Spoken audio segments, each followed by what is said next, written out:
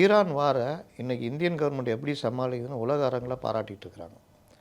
அவர் ஒரு ஆள் தான் பேசி முடிக்க முடியும் அப்படின்னு அமெரிக்க அதிகாரிகளை சொல்கிறாங்க. புட்டின், மோடி, சீன அதிபர் இவங்க 3 பேர் கையில் தான் இந்த மாதிரி விஷயங்கள் இன்றைக்கி இருக்குது. மோடி இன்றைக்கி வல்லரசு உடைய இதோட ஒரு ஆளாக அவர். புட்டினும் சைனாவும் என்றைக்குமே வல்லரசு, அது அந்த ரஷ்யாவும் சைனாவும். இன்றைக்கி இந்தியாவுடைய இதுவாக அவர் நிற்கிறார். நமக்கான எல்பிஜி பயங்கர பற்றாக்குறை பிரச்சனை. அவ்வளோ சண்டை போட்டுட்டு இருக்கிறான் ஈரான். நம்ம ஈரானுடைய நட்பு நாடு. ஈரான் நமக்காக நின்ற நாடு.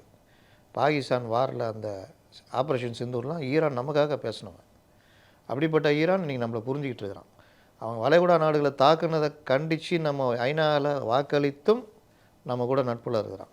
இன்றைக்கும் அவங்க வளைகுடா நாடுகளுடைய அதிபர்களோடும் ஈரானுடைய அந்த மற்ற தலைமையில் இருக்கிறவனுடையும் மோடி பேசுகிறார்.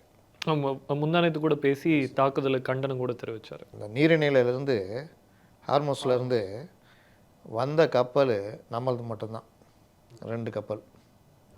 அவ்வளோ சண்டை. அங்கே மெசேஜ்ரா டெல்லி விகுனாடுறா இங்கே ஆடுறான்றான் தலைவரை. நம்ம கப்பல் நீங்கள் போங்க, டேய் அங்கே ஆடுறா இங்கே ஆடுறான்றான், நீங்கள் போங்க தலைவரை அப்படின்றான். அவ்வளோ பிரச்சனை இல்லை. நேற்று பேசியிருக்காங்க மறுபடியும் 2 கப்பல். நமக்கு சைனாக்கும் ரஷ்யா இவங்களுக்கு மட்டும் அவன் கொஞ்சம் கருணை காட்டுறான். ஏன்னா நம்ம அவங்க சைடு நிற்கிறோன்னு. மற்ற யாரையும் இப்போ சொல்லிட்டான். இஸ்ரேல் அமெரிக்கா தவிர மற்றவங்களாம் போங்க, $2 பில்லியன் $20 லட்சம் கட்டிட்டு போங்கன்றான். அதுலேயும் நம்ம கன்செஷன் வாங்கிடுவோம். அப்போது அந்த இதுக்காக நம்ம போராடுறோம். எல்பிஜி இது நேற்று கூட அமெரிக்காவிலேருந்து எல்பிஜி சிலிண்டர் வந்து இறங்கியிருக்கு. இங்கே இந்த பிரச்சனையுடைய வீரியமே தெரியாது. நீ யார் புட்டினே கொண்டு வந்து இந்திய பிரதமராக வச்சுருந்தாலும் இதுதான் நீங்கள் நிலமை. மோடிஜி எல்பிஜி எங்கே, வேர் இஸ் எல்பிஜின்னு இவங்க போராட்டம் நடத்துகிறாங்க. ஏன் மக்கள் பிரச்சனைக்கு என்னையா போனீங்களா? கவர்னர் பிரச்சனைனா சைதாப்பேட்டில் போய் நிற்கிறீங்க. இந்த மாதிரி மத்திய அரசுக்கு எதிரான பிரச்சனை உடனே வர்றது. மற்ற விஷயங்களுக்கு குரலே கொடுக்குறதில்ல. நடிகைக்காக யாரோ பேசிட்டாங்கன்னு சொல்லிட்டு மாதர் சங்கம் துள்ளிட்டு வந்துச்சு. அந்த டைமில் தான் 2.5 வயது குழந்தை பாலியல் பலாத்காரம் செய்யப்பட்டு கொலை செய்யப்பட்டது.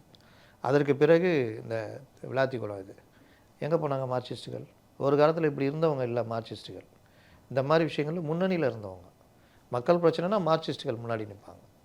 தொழிலாளர் பிரச்சனைனா மார்க்சிஸ்ட்டுகள் முன்னாடி, விளையாட்டுன்னா மார்க்சிஸ்ட்டுகள் முன்னாடி நிற்பாங்க. இன்றைக்கி அடையாளத்தை இழந்து அந்த சைடு போய் இதுதான்